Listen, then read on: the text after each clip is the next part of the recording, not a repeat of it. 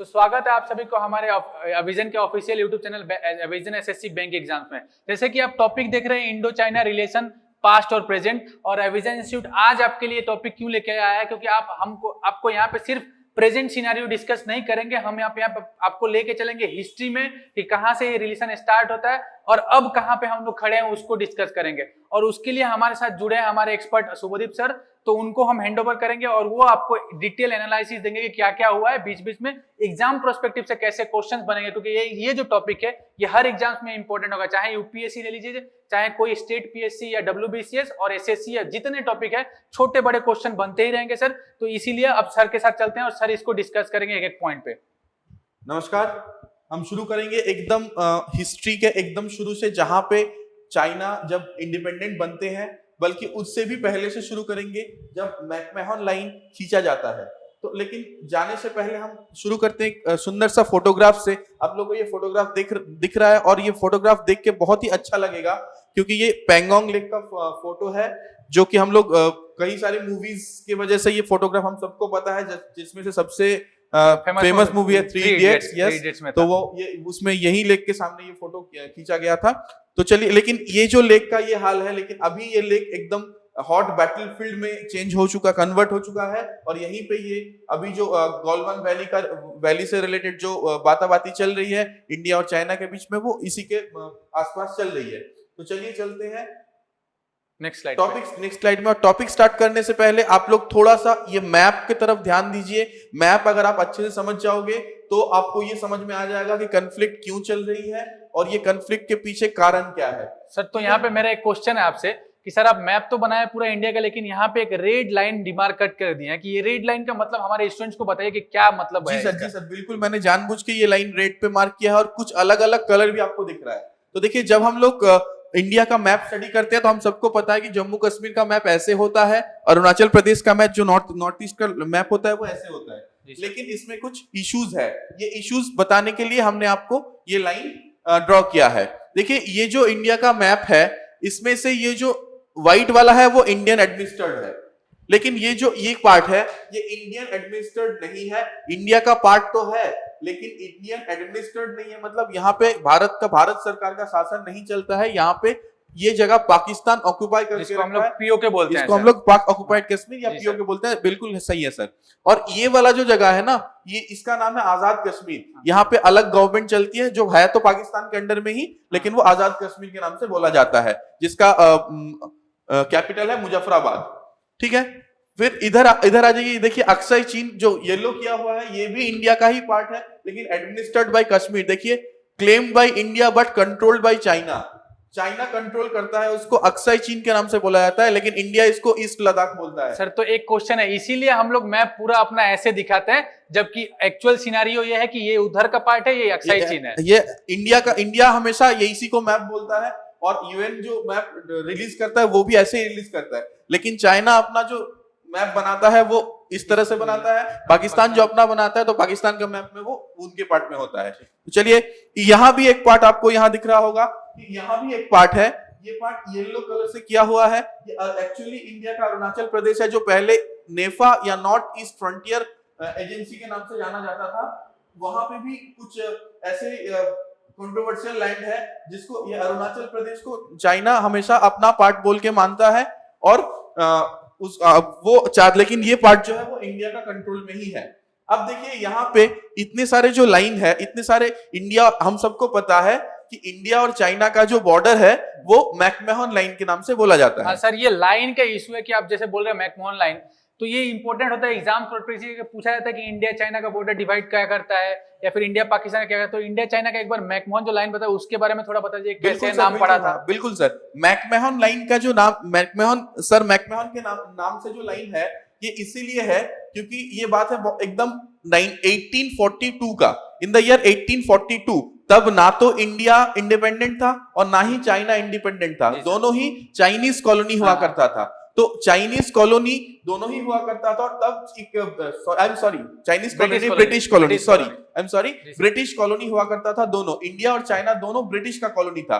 तो तब क्या था, ये दोनों देश में डिवाइड करने के लिए ब्रिटिश ने अपना एडमिनिस्ट्रेशन की सुविधा के लिए डिवाइड किया था, और जो लाइन बनाया था उसका नाम था मैकमेहन लाइन, क्योंकि तब जो हेड था उनका नाम था मैकमेहन, उनका कमीशन नहीं ये लाइन बनाया था, एक ऑफिसर के नाम। एक ऑफिसर मैकमेहन उनके अंडर में कमीशन बना बैठा था जिन्होंने ये लाइन बनाया था। जी सर। अब चाइना का ये कहना है कि 1842 में ना तो तुम लोग थे ना हम लोग थे, तो ये लाइन हम लोग क्यों मानेंगे, ये चाइना का कहना है। इंडिपेंडेंट ही नहीं थे हम लोग, इंडिपेंडेंट नहीं थे, चाइना भी इंडिपेंडेंट नहीं था, इंडिया भी नहीं था, तो वो लाइन कभी भी इंडिया और चाइना का बीच का बाउंड्री नहीं हो सकता, क्योंकि वो ब्रिटिश का खींचा हुआ है, ठीक है, इसलिए वो लोग नहीं मानता है। लेकिन इंडिया हमेशा मैकमेहन लाइन को ऑनर देता है, ऑनर करता है और उसी को बॉर्डर मान के चलता है, ठीक है। और मैकमेहन लाइन जो है वो अरुणाचल प्रदेश को इंडिया के अंदर बताता है, लेकिन चाइना हमेशा उसको अपने टेरिटरी बोल के बताता है।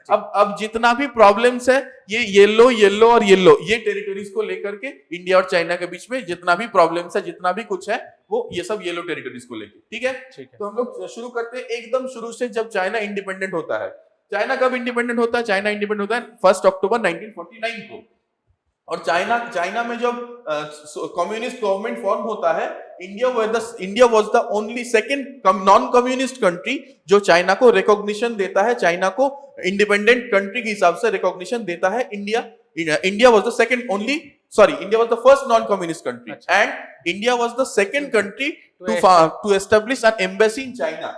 इंडिया दूसरी वो कंट्री है जो चाइना में अपना एम्बेसी बनाता है, नॉन कम्युनिस्ट कंट्री। एम्बेसी मतलब जहां पे हाई कमिश्नर बैठते हैं। बिल्कुल, लेकिन इसके पीछे भी एक कारण है, क्योंकि आप सबको पता है हमारा जो पहले प्रधानमंत्री जी थे पंडित जवाहरलाल नेहरू जी, वो थोड़ा सा वो सोशलिस्ट पीसफुल वाले, मतलब पीसफुल थे, और थोड़ा सा वो मतलब उनका जो सोच विचार था वो सोशलिस्ट लोगों से मिलता था, नेबर से मिलके। यस, सोशलिस्ट नहीं, जो रशिया का जो है या चाइना का जो सोशलिस्ट है वो अमेरिका से थोड़ा सा डिफरेंट, कैपिटलिस्ट और सोशलिस्ट हम सबको पता है, तो वो सोशलिस्ट विचारधारा से थे, तो इसीलिए वो चाइना से थोड़ा सा लगाव रखना पसंद करते थे। और तभी से आपका ये टर्म आता है हिंदी चीनी भाई भाई जो बोला जाता था, वो तब बोला जाता था। नेहरू जी ने ही ये बोला था, नेहरू जी ने बोला था ये, और तब वो ये काफी फेमस भी हुआ था ये लाइन, और बहुत सब लोग बोलते थे इसको।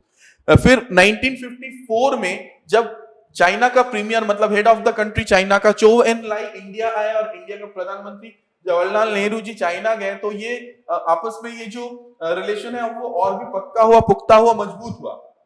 फिर मजबूत होने के बाद इन द ईयर 1954 ही वो ट्रीटी साइन किया गया जो कि पंचशील के नाम से जाना जाता है, जिसका मतलब होता है पीसफुल कोएग्जिस्टेंस। सर ये पंचशील जो नाम पड़ा है, हमारे स्टूडेंट को थोड़ा क्लियर कीजिए कि पंचशील नाम सर क्यों ये पड़ा? पंचशील नाम जो है ना, ये पंचशील इसीलिए है क्योंकि ये 5 कंडीशंस, अच्छा, 5 कंडीशन के वजह से 5 कंडीशंस बताया गया था, जो 5 कंडीशन फुलफिल होने से पीसफुल कोएग्जिस्टेंस दोनों देश के बीच में हो सकेगा। जैसे कि था कि कोई किसी देश में, मान लीजिए इंडिया में कोई क्राइम करके अगर चाइना चला जाता है तो चाइना उसको इंडिया वापस भेजेगा, असाइलम नहीं देगा। ये एक कंडीशन था। जैसे कि कंडीशन था कि कोई किसी का इंटरनल मैटर में दखलंदाजी नहीं करेगा, ये दूसरा कंडीशन था। ऐसे 5 कंडीशंस था जिसकी वजह से इसका नाम पंचशील पड़ा है। ठीक है, नेक्स्ट देख लेते हैं हम लोग। नेक्स्ट, अब देखिए ये जो अच्छा रिलेशन चल रहा था ये 1959 में जाकर थोड़ा सा लड़खड़ा जाती है, क्योंकि जो चाइनीज प्रीमियर थे चो एन लाई,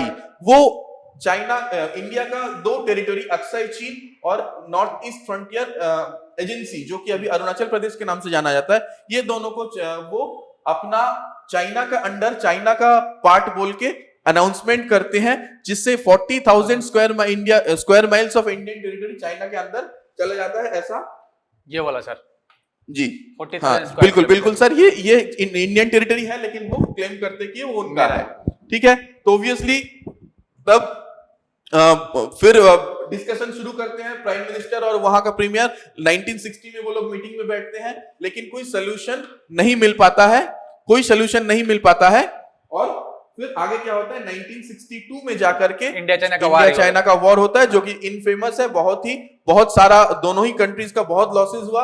इंडिया ये मतलब दुखद हार का सामना करना पड़ा था ये जो है, और बहुत सारा इंडिया का लैंड चाइना इंडिया के टेरिटरी में बहुत अंदर घुस चुके थे। नॉर्थ ईस्ट फ्रंटियर एजेंसी जो था, अरुणाचल प्रदेश पूरा घुस के वो असम के एकदम बॉर्डर में आ चुके थे वो लोग। ठीक है सर, इसी का नाम पड़ा अक्साई चीन, जो आपने पहले मैप में दिखाया अक्साई चीन, तो उसी को अब अक्साई चीन बोलते हैं, क्योंकि चाइना ने ऑक्युपाई कर लिया, अभी वो ऑक्युपाई करके रखे हैं। फिर क्या हुआ, इंडिया तब मुंहतोड़ जवाब नहीं दे सके फॉर डिफरेंट रीजंस, लेकिन फाइनली क्या हुआ, वो और आगे नहीं बढ़ पाए, क्योंकि कुछ एक्सटर्नल रीजन था और कुछ था क्लाइमेटियल रीजन। जो क्लाइमेट इतना खराब हो गया, वेदर इतना खराब हो गया कि वो और आगे हिमालय नहीं रेंज बढ़ में पाए, पड़ता है तो क्लाइमेट तो ऑब्वियस बात और है, आगे खराब नहीं होगा। बढ़ पाए वो लोग, नंबर 1 और नंबर 2 कुछ आपका इंटरनेशनल प्रेशर था जिसके वजह से और आगे वो लोग नहीं बढ़ पाए। वो लोग अपने आप युद्ध का घोषणा किए थे और अपने आप सीज फायर अनाउंस कर दिए, और जहां तब खड़े थे उससे 20 किलोमीटर पीछे जाके अपना नया एलएसी बना लिए। एलएसी मतलब लाइन ऑफ एक्चुअल कंट्रोल, ये हम बाद में आते हैं। तो जहां पे वो तब खड़े थे उससे 20 किलोमीटर पीछे जाके वो अपना फिर बोले कि ये यहाँ तक मेरा जगह है, और ऐसे करके अक्साई चीन जो है वो उनके अंडर में चला गया। ठीक है सर, फिर आगे बढ़ते हैं। ये आपको कुछ तस्वीर है, यस 1962 वार्स का है, जो कि हमारा प्रधानमंत्री जवाहरलाल नेहरू को आप देख सकते हैं। चाहे यहाँ पे चाइनीज सोल्जर है, इंडियन सोल्जर है, अटैक जो हुआ था तो उसमें बहुत सारा लॉसेस हुआ था, दोनों देश के लिए लॉसेस हुआ था, लेकिन इंडिया का बहुत सारा टेरिटरी तब चाइना के पास चला गया। फिर थोड़ा बहुत लड़ाई हुआ, छोटा मोटा लड़ाई हुआ इधर उधर, कुछ अनऑफिशियल कुछ ऑफिशियल, जैसे कि ये हम आपको बता रहे हैं कि 1967 में नाथुला, सिक्किम का नाथुला पास हुआ। हाँ सर, ये अभी न्यूज में बहुत ट्रेंड कर रहा है कि नाथुला में क्या हुआ था 97, क्योंकि ये बुक में नहीं मिलता नहीं, ये तो इसको थोड़ा क्लियर कीजिए हमारे स्टूडेंट्स को। ये सर एक्चुअली क्या हुआ था कि वहां पे भी एक लड़ाई हुआ था, इंडिया का 80 और चाइनीज 400 सोल्जर्स का डेथ हुआ था, लेकिन ये ऑफ द रिकॉर्ड है, ये रिकॉर्ड में नहीं है किसी का भी, लेकिन ये हुआ था। तब का पेपर्स अगर आप थोड़ा सा रिसर्च करेंगे, तब का पेपर्स उस टाइम का 1967-68 का पेपर्स पढ़ेंगे, न्यूज़ पेपर्स, तो आपको ये मिलेगा। नाथुला मतलब सर ये कौन से स्टेट में है? ये सिक्किम में, नाथुला पास सिक्किम में है। इंडिया और चाइना का बॉर्डर में नाथुला पास आता है। अभी एक बहुत सुंदर टूरिस्ट स्पॉट है वहां पे, छांगू लेक के थोड़ा सा और आगे जाके बहुत सुंदर जगह है, और वहां जाने से आपको पता चलेगा कि वहां पे ये जो देखिए 18 इंडियन सोल्जर्स का डेथ हुआ था और 400 चाइनीज सोल्जर्स का। ऐसा क्यों हुआ था? इंडियन सोल्जर्स का डेथ इतना कम क्यों और चाइनीज इतना ज्यादा क्यों? क्योंकि क्या होता है, वहां पे जाने से आपको पता चलेगा कि वहां पे इंडिया जो है वो थोड़ा ऊंचाई में है और चाइना जो पार्ट है वो नीचाई में है। वॉर का रूल होता है कि जो साइड ऊंचाई में है उसको फायदा मिलता है, और ऐसे माना जाता है कि जो ऊंचाई में है उसका एक सोल्जर का बराबर होता है, जो नीचे है उसका 12 सोल्जर। 12 टाइम्स 1:12 रेशियो में पहाड़ में चलता है ऐसे। ठीक है, तो इसीलिए इंडिया का लॉस इतना कम हुआ था, चाइनीज का बहुत ज्यादा हुआ था, क्योंकि चाइना तब नीचे था और इंडिया ऊपर था। अच्छा सर, 1967 का जो वार हो गया उसके बाद जो चाइना का रिएक्शन था इंडिया के लिए, क्या चेंज हुआ था? एक्चुअली उसके बाद चाइना का इंडिया के साथ रिलेशन बहुत कोल्ड हो गया। कोई भी मतलब एम्बेसी बंद कर दिया गया, कोई भी डिस्कशन बंद कर दिया गया, और हर एक इंटरनल मैटर को, या फिर जो उतना ज्यादा इंटरनल नहीं है, सारे मैटर्स को, इंडिया का सारे मैटर्स को चाइना एक के बाद एक क्रिटिसाइज करने लगे। जैसे कि हम मेंशन भी किया है, यहाँ पे देख सकते हैं, जैसे न्यूक्लियर टेस्ट पोखरण में हुआ था। खैर न्यूक्लियर टेस्ट को तो पूरा वर्ल्ड में जो बड़ा पावर्स थे सभी ने उसको कंडेम किया था, लेकिन ये चाइना ने भी किया था। लेकिन ये इंक्लूजन ऑफ सिक्किम देखिए, सिक्किम अपने मर्जी से इंडिया के साथ आना चाहा और इंडिया ने उसको अपने अंदर में ले लिया, इंक्लूड कर लिया, तो उसका भी चाइना ने कंडेम किया। ये सर घटना है 16 मई 1975 1975 एग्जैक्टली सर, 1975 में ये घटना हुआ। ये इंपॉर्टेंट है। फिर अरुणाचल प्रदेश को जो स्टेट, जब इंडिया ने अरुणाचल प्रदेश को अपना एक स्टेट घोषणा किया, फुल फ्लेजेड स्टेट बना दिया गया और उसका नाम रखा गया अरुणाचल प्रदेश, तब भी चाइना ने उसको कंडेम किया। ठीक है, इसके बाद और एक थोड़ा सा कंट्रोवर्सी हुआ था। वो तिब्बती एक रिलीजियस लीडर थे जिनका नाम है 17 करमप्पा। ये 17 करमप्पा तिब्बत से भाग के आके धर्मशाला में दलाई लामा के पास होता है, जो बुद्धिस्ट जी, वो बुद्धिस्ट का ही एक स्ट्रीम होता है, जो वहां से भाग के आके आपका धर्मशाला में, जहां दलाई लामा का जो सीट है, वहां पे दलाई लामा के पास गए और इंडिया में वो पॉलिटिकल असाइलम मांगे। अच्छा, और रहने के लिए अपना जगह मांगे। जी, जगह मांगे। और जैसे वो इंडिया पहुंचे, चाइना एकदम गरम बयान देना स्टार्ट कर दिया कि ऐसा इंडिया नहीं कर सकता। बात सही था, एग्रेसिव हो गया, एग्रेसिव होके बोलना शुरू किया, और बात कुछ हद तक बात सही भी था, क्योंकि पंचशील के हिसाब से कोई पॉलिटिकल किसी को भी नहीं, बिल्कुल। और इंडिया पहले से ही दलाई लामा को पॉलिटिकल असाइलम दे चुका था, जिसको लेके और भी सिचुएशन खराब था, तो इसीलिए उनको नहीं दे सकता था, और अल्टीमेटली इंडिया ने वही किया, उनको पॉलिटिकल असाइलम इंडिया ने नहीं दिया और उनको चला जाना पड़ा। वो हम बाद में बात करेंगे इसके बारे में। अच्छा, उसके बाद क्या हुआ? भी कुछ हुआ था इसके बाद थोड़ा सा हम बता देते हैं सर कि इसके बाद, जैसे ये तो 80s का बात है, 90s का बात है, फिर 99 में, और एक बार 79 की बात हम कर देते हैं बीच में। 79 में क्या हुआ था? 79 में जब यहाँ पे non Congress government first time बना था, तो मोरारजी देसाई वाला गवर्नमेंट, मोरारजी देसाई का जो गवर्नमेंट था, तो तब वाजपेयी जी तब विदेश मंत्री बने थे और तब वो दौरा करने गए थे चाइना में। चाइना का दौरा जब किए थे तो तब रिलेशन थोड़ा थोड़ा अच्छा होना स्टार्ट हुआ, नॉर्मल होना स्टार्ट हुआ।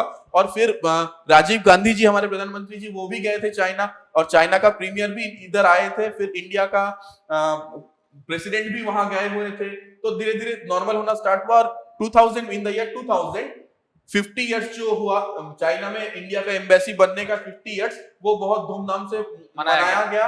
और तब प्रधानमंत्री बन चुके थे अटल बिहारी वाजपेयी जी, वो चाइना गए और बहुत धूमधाम से ये ओकेशन को ऑब्जर्व किया गया और कुछ सारे ट्रीटीज भी साइन किया गया। और जो भी कंट्रोवर्शियल लैंड्स है उसको, वो कंट्रोवर्सी को खत्म करने के लिए कुछ बातें और भी आगे बढ़ाया गया। ठीक है, फिर हम लोग थोड़ा आगे चलते हैं और आते हैं 2013 में। 2013 और 2014 में सैटेलाइट पिक्चर से पता चलता है कि 2013 में डेप्सैंग लेक जो कि ईस्ट लद्दाख में है, और 2014 में चुमार सेक्टर में चाइनीज टेंट बना चुके थे वो लोग, जो कि इंडिया का एकदम पूरा इंडिया का पार्ट है, लेकिन वो लोग ऐसे घुस के बनाए थे, जो कि सैटेलाइट पिक्चर से पता चलता है वो एकदम, मतलब एकदम बॉर्डर में नहीं, बॉर्डर से भी कहीं 2-3 किलोमीटर अंदर आ गए थे वो लोग, अंदर आ गए थे वो लोग, मतलब एलएसी को भी पार करके, एलएसी भी पार करके। और फिर हम सबको जो पता है, घटना ही पता है, 2 साल पहले का घटना है 2016 में हुआ था, 16-17 में, जो कि डोकला में भूटान का जो ट्राई जंक्शन है, बिल्कुल इंडिया चाइना और भूटान का ट्राई जंक्शन है, जहाँ पे एक रास्ता बनाने को लेके बहुत बड़ा विवाद बन चुका था। और लेकिन थैंकफुली वो बातों में ही उसको सुलझा गया और कोई उसमें इतना बड़ा इशू नहीं हुआ, लड़ाई कुछ नहीं हुआ। ठीक है, अब घटनाक्रम को हम यही रुकते हैं और चलते हैं कुछ और रीजंस जो ये रिलेशन को, इंडिया चाइना रिलेशन को और भी खराब करता है, कुछ और रीजंस। लेकिन उसके लिए आपको कुछ टर्म्स का मतलब हम आपको बताएंगे। हाँ सर, आप तो यहाँ पे एलओसी, एलएसी, ओबीआर और बीआरआई का एब्रिविएशन का फुल फॉर्म तो दिए हैं, लेकिन सर इसके बारे में थोड़ा डिस्कस कर दीजिए ताकि एग्जाम में पूछेगा तो कैसे वो लोग आंसर कर पाएं। बिल्कुल ये चारों में से तो सर ये ओबीओआर इसके ऊपर, जी सर, ये ओबीओआर के ऊपर भी क्वेश्चन बिल्कुल आ सकता है। और ये बहुत हॉट टॉपिक है ओबीओआर, जो कि इकोनॉमिक्स में भी बहुत इंपॉर्टेंट है। हम लोग इंडिया चाइना के ऊपर इकोनॉमी, ये जो रिलेशन है इकोनॉमिक, इसका जो इकोनॉमिक, आज हम लोग बिल्कुल पॉलिटिकल पे बात कर रहे हैं, लेकिन इकोनॉमिकल जो इम्पैक्ट होगा इस पे भी हम लोग एक वीडियो लेके आएंगे, लेकिन ये बहुत इंपॉर्टेंट हो जाएगा। ऐसा सर मेंस में पूछ ही सकता है लिखने के लिए कि बताइए वन बेल्ट वन रोड में आपके डिस्कस, हाँ बिल्कुल, आप इसके फॉर में है कि अगेंस्ट में है, बिल्कुल कैसा इनिशिएटिव है ये। ठीक है, तो पहले हम लोग एलओसी और एलएसी को समझ लेते हैं। सर देखिए, एलओसी और एलएसी समझने के लिए आपको हम एक बार फर्स्ट जो स्लाइड है उसमें लेके चलेंगे।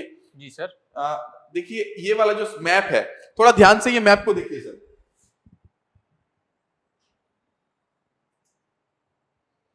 ये मैप में देखिए, ये जो एक्चुअल लाइन है, ये this is called line of control, जो इंडिया शो करता है, जो मैप इंडिया शो करता है, लाइन ऑफ कंट्रोल। ये भी लाइन ऑफ कंट्रोल ही माना जाता है अभी। अच्छा, अभी के लिए ये भी लाइन ऑफ कंट्रोल है। जी सर, ठीक है, मतलब कोई ऑफिशियली जो लाइन ऑफ कंट्रोल है that is line of control, लेकिन हमेशा ये लाइन ऑफ कंट्रोल फॉलो नहीं होता और करना पॉसिबल भी नहीं है। क्योंकि मैं बताता हूं आपको, अगर कोई, एक मिनट, अगर कोई मान के चलिए कि दो देशों के बीच में नेचुरल बाउंड्री जिसको बोलते हैं, जैसे कि एक नदी है, ये नदी का इस पार इंडिया उस पार बांग्लादेश, ऐसा अगर है तो वो नेचुरल बाउंड्री है, वो बहुत इजीली पता चलता है। लेकिन मान लीजिए प्लेन लैंड है या फिर जंगल है या फिर पहाड़ है, तो आप कैसे बता सकते हो कि यहां तक इंडिया है वहां तक चाइना है? ये हम मैप तो खाता में बना सकते हैं, कॉपी में बना सकते हैं, लेकिन हम जब पहुंचेंगे एक्चुअल साइट पे तो कैसे पता चलेगा कि यहां तक इंडिया वहां तक नहीं है, राइट? तो तब वो टर्म आता है कि लाइन ऑफ एक्चुअल कंट्रोल, मतलब जिस देश का आर्मी जहां तक है वो उसका टेरिटरी, और जहां तक दूसरा देश का आर्मी है वहां तक उसका टेरिटरी।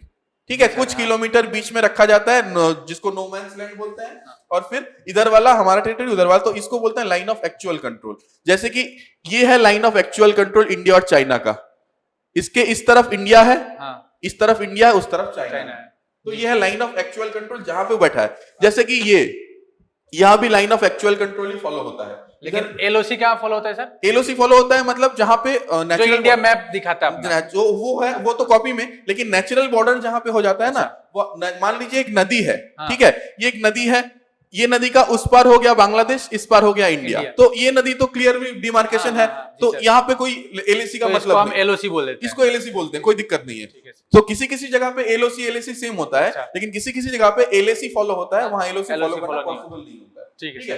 और एक वर्ड आपको यहाँ पे मिलेगा जिसको बोलते हैं स्टेटस क्वो।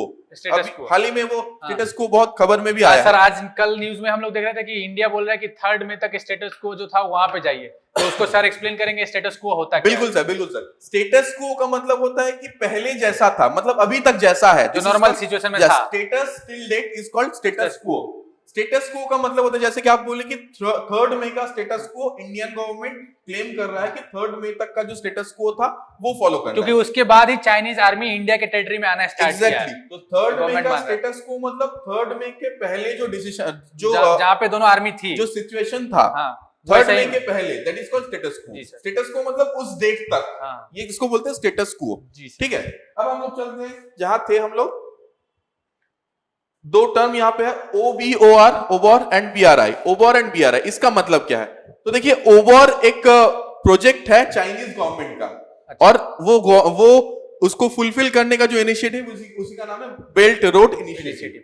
अब ये इनिशिएटिव क्या है, उसके लिए आपको उसको जानने के लिए आपको नेक्स्ट स्लाइड में आपको थोड़ा सा स्टडी करना तो होगा। सर यहाँ पे जैसे कि आप रेड मार्क किए और ब्लू मार्क किए, देख के लग रहा है सिल्क रूट इकोनॉमिक बेल्ट है और एक मेरीटाइम मतलब वाटर का है। जी सर। लेकिन ये कौन लाता है, क्या स्टार्ट करता है, सब ये सब हमारे जी सर, स्टूडेंट को थोड़ा बताइए। ये बिल्कुल हम आपको क्लियरली समझाने के लिए ये मैप हमने यूज किया है। देखिए ये जो यहाँ देखिए चाइना का चोंगकिंग बोल के एक जगह है। अच्छा। ठीक है। और देखिए वहां से डायरेक्टली एक रेड लाइन बनाया गया है यूरोप तक, अच्छा। और ब्लू लाइन बनाया गया है वो भी यूरोप तक। अच्छा। और ये देखिए ये जो ब्लू लाइन है वो वाटर को फॉलो कर रहा है। इंडिया का वर्ल्ड का हर इंपॉर्टेंट पोर्ट्स को टच करके जा रहा है। हाँ, मतलब ये वाटर सी पोर्ट एकदम ये सी लाइन है। ये समुद्र का रास्ता है, ये समुद्र का रास्ता है, और समुद्र का रास्ता से यूरोप पहुंचने का रास्ता है, और ये लैंड का रास्ता से मतलब यूरोप ये पहुंचने का रास्ता है। बेसिकली सर कच्चा भाषा में समझे तो ये रोड है और ये ये वाटर वाटरवे है। बिल्कुल जी सर। जी सर। अब देखिए ये रास्ता का इंपॉर्टेंस क्या है कि ये रास्ता अगर बन गया तो चाइनीज प्रोडक्ट डायरेक्टली वर्ल्ड का कहीं भी पहुंच सकता है, जी किसी सर। भी कंट्री में पहुंच जाएगा। अच्छा। या तो लैंड से या फिर पानी से। से, सी से। हाँ। ठीक है। तो ये चाइना का टारगेट है, और ये ऊपर ये तो वो ये बता रहा है कि अगर ऐसा होगा तो वर्ल्ड ट्रेड में बहुत ज्यादा इजाफा होगा, मतलब बहुत हेल्प हो जाएगा। दिखा रहा है कि लोगों को भलाई करेंगे, Yes, दूसरे देशों पूरा को वर्ल्ड का भलाई करेगा। और वो ये भी बोल रहा है कि ये अभी फिलहाल जिसके पास पैसा नहीं है उसके लिए चाइना खुद से बना के देगा ये रास्ता, बस उसको बाद में जैसे सर पीओके में बन रहा है, पीओके अब देखिए पाकिस्तान में जो बन रहा है। नहीं, यही विवाद का यही कारण है। अब इंडिया इसको अपोज कर रहा है। अच्छा। अब आपको लगेगा कि यार ये कितना अच्छा इनिशिएटिव है, हाँ। क्यों इसका अपोज कर रहा है इंडिया।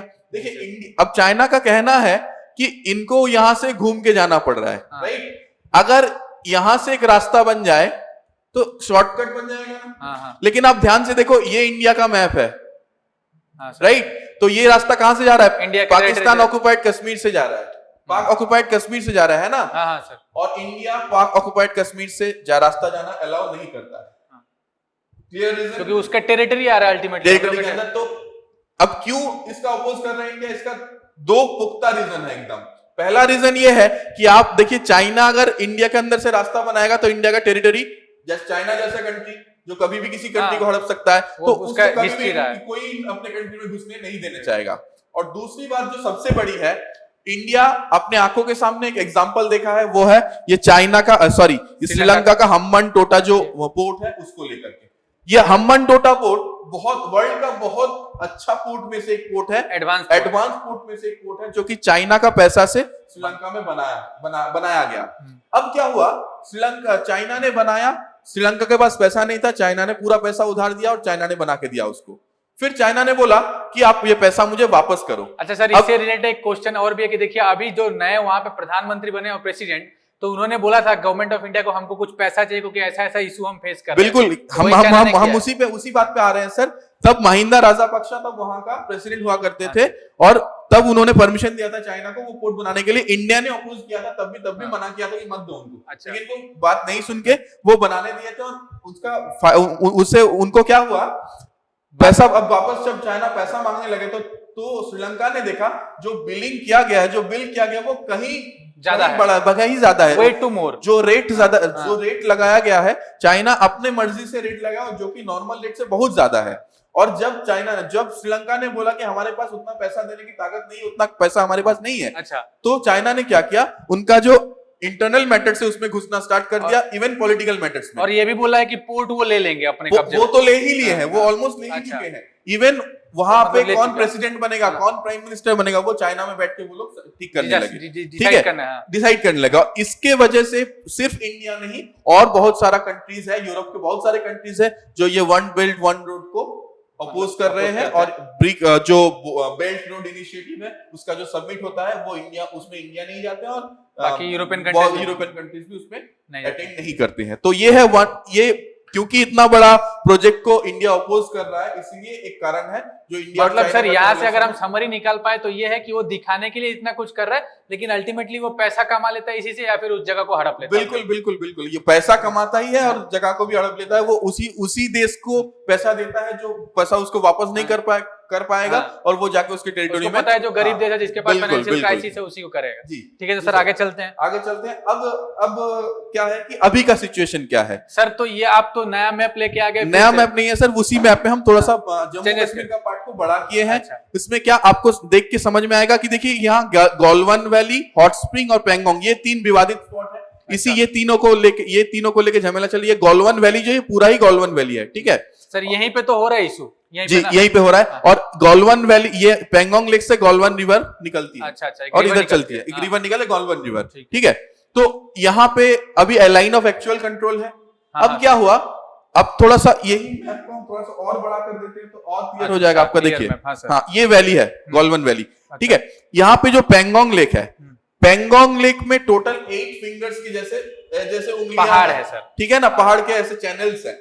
वो आठों आपका फिंगर्स इंडिया में होना चाहिए, ये नॉर्मली होना चाहिए। ये इंडिया, गवर्नमेंट ऑफ इंडिया भी क्लेम करती है कि वो 8 फिंगर्स इंडिया में है, पूरा लेक ही इंडिया में है, तो ऑब्वियसली 8 फिंगर्स इंडिया में है। लेकिन पहले चाइना क्लेम करता था कि फिंगर नंबर 7 और फिंगर नंबर 8 चाइना के अंडर में है, ऐसे चाइना पहले बोलता था। लेकिन अभी क्या हो गया, अभी अचानक से वो बोलने लगे कि नहीं, पूरा पेंगोंग लेक हमारे अंदर है। अभी लास्ट 2 मंथ से वो बोल रहे हैं कि एकदम क्लियरली वो, और वो फिंगर 4 तक भी आ गया है, ऐसा कहा जा रहा है कि फिंगर 4 तक आ चुके हैं और क्लेम कर रहे हैं कि पूरा ही हमारा आप छोड़ दो, ये गलवान वैली पूरा ही छोड़ दो। मतलब अभी लाइन ऑफ एक्चुअल कंट्रोल यहाँ से कर रहे हैं। अच्छा, ये पूरा और अंदर घुस जा रहे हैं, बिल्कुल वो इधर घुस जा रहे हैं, which is not acceptable by Indian. तो ऑब्वियसली वो इंडिया का गवर्नमेंट कभी भी एक्सेप्ट नहीं करेगा कि टेरिटरी बढ़ाते ही जा रहा है चाइना, ठीक है, इसीलिए अपोज कर रहा है इंडिया। तो सर आप यहाँ पे बताइए कि क्या हुआ, यहाँ पे इशू क्या हुआ। अब हम बताते हैं कि 14, 14, 15, 16 जून को एक्चुअल में क्या हुआ। क्योंकि चाइना, देखा गया सैटेलाइट पिक्चर्स में कि चाइना इंडिया का टेरिटरी में घुस के 1-2 टेंट लगा चुका है, तो इंडिया ने चाइना का ऑफिसर्स को बुलाया अपने कैंप में डिस्कशन के लिए बुलाया गया। 15 जून को मतलब मीटिंग हुआ दोनों ऑफिसर। जैसे इंडिया के लिए था 16 बिहार रेजिमेंट का, जिनका कमांडिंग ऑफिसर थे संतोष बाबू। तो उनका पूरा कमांडेंट वो लोग, उन लोगों को बुलाया। PLA मतलब पीपल्स लिबरेशन आर्मी है, जो चाइना का आर्मी है, बिल्कुल उनको बुलाया गया और बात चल रही थी। यहाँ आपको ध्यान में रखना है कि as a treaty in the of the year 1992 sir, 1992 में पीस ट्रीटी हुआ था। पीस ट्रीटी हुआ था, जिसके वजह से वहां पे कोई आर्म्स कैरी नहीं कर सकते, किसी भी देश का फोर्स वहां पे आर्म्स मतलब बंदूक वगैरह लेके नहीं जा सकते। तो वो खाली हाथ ही वो लोग भी आए थे और इंडियंस भी खाली हाथ थे। फिर जब डिस्कशन हुआ, डिस्कशन के बाद वो लोग और वापस जाना नहीं चाहे, वो बोले कि ये यहाँ तक हमारा ही टेरिटरी, वो बोले कि हाँ यहाँ पे रख के डीएक्सिलेट करेंगे हम। बिल्कुल हाँ, आगे मामला नहीं बढ़ेगा, आगे यहीं पे बैठ के करेंगे। और फिर बात होते होते बातों में कुछ सोल्यूशन नहीं निकल पाया, उन लोगों का हाथाहाथी शुरू हो गया। और शुरू होते ही वो लोग तैयार होके आए थे, चाइनीज लोग तैयार होके आए थे, उनके पास स्टिक्स, रॉड्स, स्टोन्स और वो था आपका नोकीले तार वो सब लेकर के आए थे और अचानक से इंडियन के ऊपर वो लोग चढ़ गए। मतलब कि सर हुआ यूं था कि हम आपको अगर क्लियर पिक्चर दे तो वहां पे क्या हुआ था कि जो ट्रीटी था कि हम लोग आर्म्स कैरी नहीं करेंगे, लेकिन अल्टीमेटली वो इस तरह का आर्म्स कैरी किया जो कि वायर था, नोकीला तार था। एग्जैक्टली मतलब आर्म्स मतलब बंदूक लेके नहीं आए थे, लेकिन आर्म्स लेके आए थे। ठीक है, तो जैसे ही ये शुरू हो गया, इंडियंस तब रेडी नहीं थे इसके लिए, अचानक से उनके ऊपर हो गया तो इंडिया को काफी लॉसेस हुआ। यहाँ तक कि उनका जो कमांडिंग ऑफिसर था संतोष बाबू, उनका डेथ हो गया और भी बहुत सारे एटलीस्ट 16 लोगों का वहां पे नदी में गिर गए सर, वो डेथ हो गया। और टेम्परेचर बहुत लो था वहां पे। यस, तो बहुत सारे लोगों का उसमें डेथ हो गया। तो ऐसा होने पे क्या हो गया कि वो लोग वो अपने फिर चाइनीज लोग वहीं रह गए, इंडिया को पीछे हटना पड़ा। फिर पीछे हट के वो लोग और भी डिटरमाइंड हो गए क्योंकि उनका अपने साथियों को लॉस का एक गम था, उसके साथ साथ ये जिद था उन लोगों का, गुस्सा था क्योंकि संतोष बाबू जो उनका कमांडिंग ऑफिसर थे उनका डेथ हो गया। कोई भी वॉर में, कोई भी बैटल में कमांडिंग ऑफिसर का डेथ हो जाना वो उनके सेना के लिए बहुत बटालियन के हेड होते हैं, बहुत खराब होता है। ऐसे कहा जाता है कि इंडिया में क्या बटालियन के हेड जो कमांडिंग ऑफिसर तो उनको पिता मानते, फादर मानते। एग्जैक्टली, तो उनका डेथ मतलब आप मान के चलिए कि आपके परिवार में अगर किसी का डेथ हो जाता है तो जो जिसकी वजह से डेथ होता है आप रिवेंज के लिए एकदम उतावला हो जाते हैं। तो वही हुआ और उन लोगों ने क्या किया, वो घातक कमांडोज को बुला लिए। सर अब ये घातक कमांडोज के बारे में नया टर्म आ रहा है, तो ये घातक कमांडोज है कौन? उसके घातक कमांडोज देखिए, ये इंडियन का एक ट्रूप है जो जो मिलिट्री इंडियन आर्मी है, ये ट्रूप बनाता है स्पेशली ऑफिसर्स को चुन चुन के, अलग से ये ट्रेन किया जाता है उनको। और इनका स्पेशलिटी ये होता है कि ये प्रिमिटिव वॉरफेयर में स्पेशलाइज्ड होते हैं। प्रिमिटिव वॉरफेयर ये टर्म जो है, एग्जैक्टली सर, प्रिमिटिव वॉरफेयर मतलब आर्म्स मतलब बंदूक का जब डिस्कवरी हुआ, जब इन्वेंशन हुआ उसके पहले, प्रिमिटिव मतलब बहुत पुराने, तो उस टाइम पे जैसे लड़ाई होता था, जैसे कि मार्शल आर्ट्स, जैसे कि लकड़ी के लाठी से लड़ाई, जैसे कि आपका पत्थर से लड़ाई, ये सब में उनका स्पेशलिटी था। तो उनको बुला लिया गया क्योंकि वहां पे बंदूक लेके नहीं जा सकते। तो घातक फोर्स जो है, घातक कमांडोज जो है, घातक ट्रूप वर्ल्ड का 10 मोस्ट डेंजरस ट्रूप में से है। मतलब उनके अंदर वो क्षमता है कि हाथ से मार देंगे, हाथ से एकदम मतलब गर्दन मरोड़ सकते हैं, चेहरा को पत्थर से एकदम कुचल देंगे, ऐसे उनका मेंटेलिटी भी ऐसा होता है। वो इतना टफ मेंटेलिटी के वो लोग, उनको वैसे ट्रेन किया जाता है और स्पेशली ये सब सिचुएशन के लिए ट्रेन किया जाता है। तो उनके अंदर वो सब जो माया ममता बोलते हैं वो उनके अंदर नहीं होता, वो एकदम रफ एंड टफ होते हैं, जाके एकदम खत्म करके आएंगे सोल्जर्स। मतलब अभी तक भी इंडिया अपना वो फॉलो कर रहा था कि आर्म्स यूज नहीं करेंगे, बिल्कुल तक जाएगा अपना वो प्रिमिटिव वही किया गया, एकदम प्रिमिटिव वॉरफेयर यूज करके। और जैसे ही उनको बुला लिया गया, वो जैसे ही हल्ला बोले उनके ऊपर, चाइनीज के ऊपर, वो उनको भागने का मौका भी नहीं मिला और पकड़ के सबका ऐसे मतलब गर्दन मरोड़ने लगे, हाहाकार मच गया चाइनीज आर्मी में। ठीक है, वो लोग भागने लगे, बहुत लोग नदी में बह गए और जो लोग भागने लगे, इंडियन घातक कमांडोज उनके पीछे पीछे भागे और उनका टेरिटरी में घुस के उनको पकड़ के मारे। मतलब वहां पे पहुंच गए थे उनके अंदर। और जब ऐसे वहां पहुंच गए तो कुछ लोग वहां भी, क्योंकि उनका और भी फोर्सेस वहां पे था, तो कुछ लोग पकड़े भी गए, जो अगले दिन उनको वापस भेज दिया गया अकॉर्डिंग टू ट्रीटीज, वापस भेजना होता है। तो ऐसे हुआ घटना। तो ये पूरा सिचुएशन में क्या हुआ, एकदम चाइनीज आर्मी जो है पूरा हिल गया, एकदम उन लोगों के अंदर पूरा क्या बोलेंगे, खौफ आ गया, एकदम खौफ आ गया। और यही इंडियन आर्मी चाहते थे। ठीक है, तो ऐसे क्या हुआ, ये पूरा चीज तब मोटा मोटी रुक गया, मतलब अभी शांत हो गया, तब तक के लिए शांत हो गया। और इसमें देखा गया कि ये आपका घातक फोर्स का कुछ, आप देख के आपको लगेगा, मतलब डर लगेगा आपको, ये आपका घातक फोर्स होता है। बंदूक उनके हाथ में है, लेकिन बंदूक उनको चलाने का जरूरत नहीं होती है, वो बेयोनेट से, मतलब बंदूक के सामने जो नोकीला पार्ट होता है ना, वो वो सब यूज करते हैं वो लोग। फिर देखिए 20 इंडियन और कम से कम 35 PL जो चाइनीज आर्मी, वो मारे गए। ये नंबर कहीं, सर ये जो आप नंबर बता रहे हैं कि 20 इंडियन और 35, ये तो गवर्नमेंट ऑफ इंडिया ने कोई एक ऑफिशियल स्टेटमेंट तो दिया नहीं है। तो सर ये नंबर आप कहां से लेके आ रहे हैं? एग्जैक्टली सर, हाँ, ये जो 35 और 20 जो है ना, आप जो बात बोल रहे हैं गवर्नमेंट ऑफ इंडिया का या गवर्नमेंट ऑफ चाइना, ऑब्वियसली कोई नहीं देता है। आप ऐसे थोड़ा सा आप सोचिए कि अगर कोई स्टेट या हेड ऑफ द स्टेट, मान लीजिए प्राइम मिनिस्टर ऑफ इंडिया या प्रीमियर ऑफ चाइना, कोई भी ऐसे नहीं बोल सकते खुल्लम खुल्ला कि हम इंडिया के आर्मी, हम इंडिया के, चाइना नहीं बोल सकता कि हम इंडिया के टेरिटोरी में घुस के इतना जन को मार के आए, या इंडिया भी नहीं बोल सकता कि हम चाइना का टेरिटोरी में घुस के मार के आए हैं। क्या है ना सर, जब गवर्नमेंट चलती है तो उनको दो चीजों का ध्यान रखना पड़ता है, one is diplomatic, one is political.